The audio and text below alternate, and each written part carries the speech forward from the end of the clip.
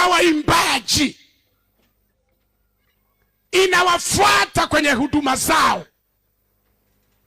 Kuna tuimbaji kanaimba lakini kako na umo. Wanaimba wote wanaangaliana.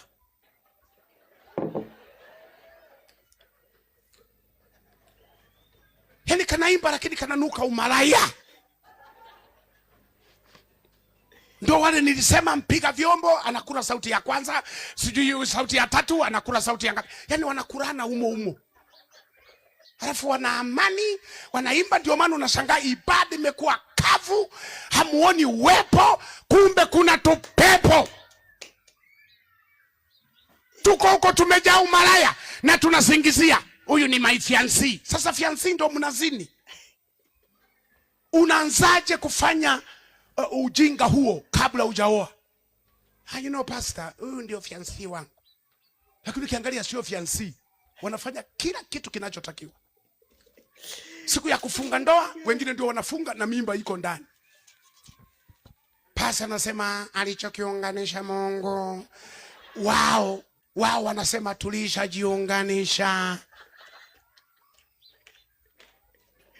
Unashangaa ndani ya miezi minne wameleta katoto. Kanani kakwetu. Mnataka nifanyeje? Ukabariki. Katoto. Kakwenu. Kalizaliwa kabla ya wakati. Hapana. Pastor nauliza, anaanza kuhesabu miezi. Ilikuwa mwezi wa mbona naikuta minne? Hii mitano imeenda wapi? Minne. Halafu litoto limekomaa linanyang'anya mpaka maiki ya pastor.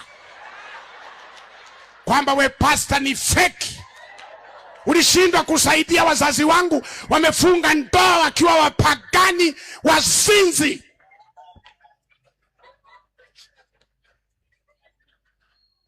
Alafu nikihubiri mnaniambia pastor, hebu tumia soft word. Soft kwa hawa. Wameanza umalaya. Na wengine ni tuvijana kana wachumba, utafikiri kanataka kuwa kafarume ka Mswati.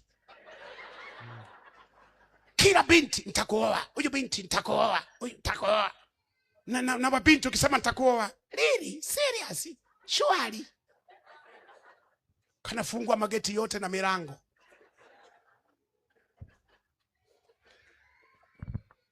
Afu dhambi imewafuata pale